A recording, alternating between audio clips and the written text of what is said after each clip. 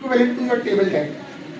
उसके बाद जो टैग लगा रही है रॉस वाली टीआर की इक्विवेलेंट है टीआर। अब फील्ड्स के लिए जितनी चाहो टीडीज बना लो। याद होगा ना एचटीएमएल में टीएच लगाते थे आइडेंटिफिकेशन। क्या कोई मना था कि टीएच क्यों कितने लगाओगे? नहीं, ठीक है, मल्टीपल लगा सकते हैं। एक्चुअल में हम रिस्ट्रिक्ट कर सकते हैं इसलिए अभी करूंगा रिस्ट्रिक्ट। उससे ज्यादा कम लगाओगे या लगेगा? ठीक है, यहाँ तक बात करोगे? ठीक है, नहीं समझ आ रहा तो पूछे। नहीं सर, इतना तो समझ में आया। वैल्यू से शुरू करता हूँ। पहला नाम क्या लिया? मुर्तजा, एज 20। बातें बाद में करना मजीद। एक फ्रेंड का डाटा कंप्लीट हो गया, यानी एक रॉ कंप्लीट हो गया, एक रिकॉर्ड पूरा, राइट। अब अगला रिकॉर्ड, क्या उसके लिए कॉलम सेम रहेंगे या चेंज रहेंगे? नहीं सेम नहीं, कॉलम सेम रहेंगे। यानी जो ऊपर मैंने टैग लगाए थे, टैग के नाम यही होंगे, कॉपी कर लेते हैं। 2 देंगे, रुक तो जाओ, कॉपी कर। 2 है, कौन है भाई? ज़ैद 17। ये वैल्यू मैं खुद चेंज कर रहा हूँ, क्यों कर रहा हूँ समझ में आ जाएगा आपको। अच्छा, अब तीसरे के लिए भी कॉलम का नाम सेम है, बिल्कुल, सिर्फ नाम चेंज कर लें।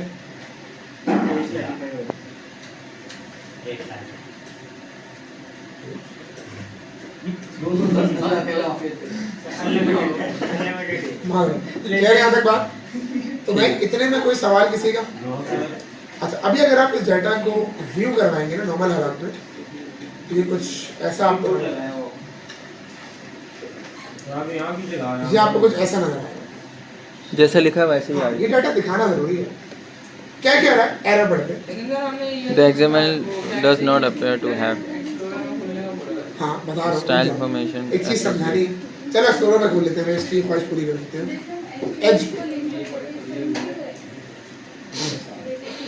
एज का मतलब सारे ये वो रिस्पॉन्डिंग में टाइम लेता है। यहाँ खोल लो, इससे कोई डाउट नहीं। अच्छा, अब मैं बात समझा। सर इसे लिंक वगैरह करते हैं सीएसएस का? हाँ करेंगे, अभी रुक तो जाओ। अब देखो, अब पूरे रिवर्स चलते हैं।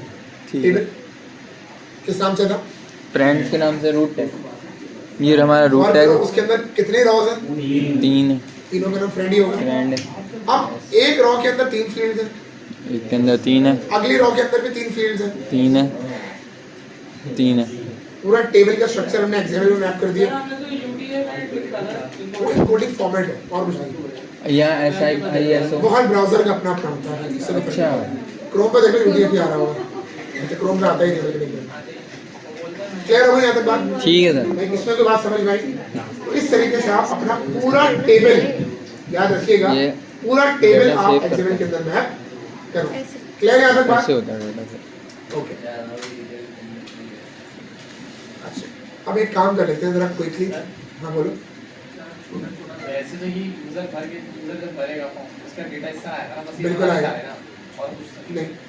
देखो होगा ही, अभी तो हम हार्ड कोड कर रहे हैं ना, बट जब हम XSD वगैरह XSLT वगैरह पाएंगे, हम डायनेमिक डाटा होंगे। अभी तो XML हम बना रहे हैं, एक्सटेंसिबल। अभी बताना जरूरी इसलिए ये तो पता लगेगा स्ट्रक्चर कैसे। क्योंकि देखो, अगर मैं बात करूं इस टेबल की, इस टेबल की रॉस डायनेमिक है, फील्ड तो डायनेमिक नहीं है, टेबल का नाम तो डायनेमिक नहीं है। एक कॉलम तो हमेशा ये 3 रहेंगे, ऐसा तो नहीं होगा किसी, फॉर एग्जांपल मुबीन से हमने डाटा डाला, उसके लिए 3 अलग कॉलम आ रहे हैं, तुम्हारे लिए 3 अलग आ रहे हैं, ऐसा तो नहीं होगा। तो ये चीज डिफाइंड है। तुमने फॉर एग्जांपल दुकान खोली, आज तुमने अपने दुकान का जब इनॉग्रेशन किया, चला गया, पहला काम क्या करोगे? टेबल बना लोगे, कॉलम बना लोगे, कितने कस्टमर डालोगे ना। डाटा कब आएगा? जब कस्टमर। यही चीज यहाँ पे हम कभी भी जब डेटाबेस के ऊपर काम करते हैं, याद रखिएगा, टेबल पहले से बन सकता है, बट रॉज आपकी हमेशा क्या होती है? डायनेमिक। अभी हम क्या कर रहे हैं? हम जानबूझ के चीजों को सेटिंग कर रहे हैं। क्लियर यहाँ तक बात? कोई सवाल? No sir. आगे आते हैं फिर जरा। डॉम के जरिए नहीं, ब्राउजर पे नजर क्या आता है? डॉम में नजर आता है ना, यहाँ पे नजर आता है। जब HTML पे काम करोगे, उसका JS कनेक्ट करोगे, तो डॉम के थ्रू डाटा लेके मशीन लगाओगे। सही, आगे आता हूँ। तो कहने का मतलब इसमें भी डॉम लगाएंगे, इसमें डॉम HTML कनेक्ट करेंगे, इससे कनेक्ट हो जाएगी। खामोशी ये है क्या? देखो ये समझ लो, XML बेसिकली सिर्फ डेटा को स्टोर करने का तरीके का है। मैंने बताया था पैक करना, XML बस एक पैकिंग है कि डेटा को रखना किस तरीके से। सही है। फॉर एग्जांपल घर में पानी है, पानी को तुम बाल्टी में भी रख सकते हो, टब में भी रख सकते हो, गिलास में भी रख सकते हो, ठीक है ना। ये तीनों क्या है, पानी को रखने के तरीके। XML क्या है, डेटा को रखने का एक मैकेनिज्म, डेटा को रखने का एक तरीका। ठीक है सर। दूसरा तरीके का हमारे पास होता है जेसन, जावास्क्रिप्ट ऑब्जेक्ट ओरिएंटेड। आजकल ज्यादा यूज वैसे जेसन हो रहा होता है, बट ये तरीका मोबाइल एप्लीकेशन में बहुत दफा, जैसे आप जब आईफोन वगैरह के लिए, iOS के लिए, मैक के लिए डिजाइन कर रहे थे तो वो इस मैकेनिज्म को फॉलो, ठीक है। परेशान ना, इतना बताऊंगा मैं जितने आपके रिक्वायरमेंट, इसमें कोई मैं एक्स्ट्रा काम के अंदर इंशाल्लाह नहीं जाऊँ, ठीक है। अच्छा, अब ये तो बन गया मसला, ये आ रहा था हमारे पास। अब फ्रेंड कितने होंगे, फ्रेंड्स देखो लिमिट है हमारे पास। नहीं, क्या फ्रेंड का ही टैग होगा हर दफा?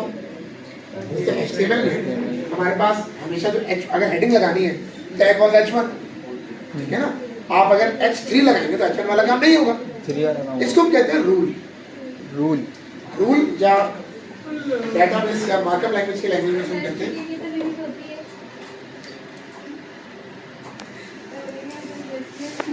ग्रामर। देखो फॉर एग्जांपल आप लोग इंग्लिश लैंग्वेज पढ़ते हो, उसमें नाउन पढ़ते होगे, वर्ब पढ़ते होगे, पढ़ी होंगी तमाम चीजें। यस। सही। उसके कोई रूल्स होते हैं यार, वर्ब जो है इस फॉर्म में यूज हो सकता है, इसके अलावा नहीं हो सकता। आते ही नहीं सर, हाँ, बोल ही नहीं आता। तुम्हारा मतलब नहीं, मसला नहीं है, ठीक है। हर लैंग्वेज के, हर जबान के अपने उसूल। अब क्योंकि XML कस्टम लैंग्वेज है, प्रीडिफाइंड नहीं है, तो उसके रूल या इसके ग्रामर भी कौन डिफाइन करेगा? हम ही करेंगे। ये बात क्लियर होगी। बिल्कुल। अब रूल डेफिनेशन के लिए हमारे पास दो चीजें होती है। क्या चीज? इसकी बुक इंशाल्लाह एक दिन में आएगी। HTML प्रीडिफाइंड है, HTML के रूल्स डिफाइंड है। ये कस्टम लैंग्वेज के रूल भी आप लिखेंगे। अच्छा, इसके रूल डेफिनेशन डिफाइन करने के लिए आपके पास जो पहला तरीका है ना भाई, उसको हम कहते हैं DTD। ये कौन सी बता? सर ये क्या है? इससे हम वैलिडेशन करते हैं, ये रूल्स हैं जो हम अपनी XML के ऊपर लगा सकते हैं। यानी हमारी जो भी डाटा आना चाहिए वो इस उसूल को फॉलो करते रहना चाहिए। तो DTD की फुल फॉर्म देख लेते हैं। ये रूल है सर। यस, इसकी फुल फॉर्म होती है भाई डॉक्यूमेंट टाइप डेफिनेशन। यानी डॉक्यूमेंट में क्या क्या होगा, पहली चीज। For example let's say root tag क्या होगा। अगर फॉर एग्जांपल मैंने फिक्स कर दिया कि root tag should always be friends, तो हमेशा आपकी पूरी फाइल में रूट टैग क्या होगा? फ्रेंड्स। इसी तरीके से अगर मैंने कहा फ्रेंड्स के अंदर 3 ही रिकॉर्ड आ सकते हैं, तो आपको 3 से ऊपर या 3 से नीचे डालने के अलावा ये हम करते हैं डिफाइन। कैसे? अब हमें डिफाइन करनी पड़ेगी DTD दो तरीकों से लिखी जा सकती है। एक होती है इंटरनल, लिखते जाना, एक होती है भाई इंटरनल, ये DTD। हाँ, और एक हमारे पास होती है DTD की फुल फॉर्म क्या बताएगी? डॉक्यूमेंट, देता हूँ डॉक्यूमेंट टाइप डेफिनेशन।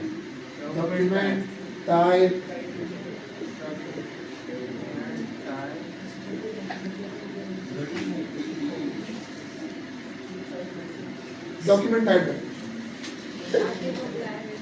एक मैकेनिज्म और भी होता है, बट उसके ऊपर मैं आऊंगा बाद में, थोड़ा सा कर लेते हैं फ्लो में। अच्छा, यहाँ तक क्लियर हो गई बात? अच्छा, आगे आते हैं। पहले इंटरनल DTD को देख लेते हैं। अच्छा, इंटरनल जो आपकी होगी वो XML फाइल के अंदर लिखी जाएगी, और एक्सटर्नल जो आपकी होती है वो आप उसके लिए अलग से .DTD की फाइल बनाएंगे। दोनों बना के दिखाऊंगा। यहाँ पर आता हूँ और यहाँ पर मैं कहता हूँ DTD की टाइप्स हैं इंटरनल और एक्सटर्नल। यस।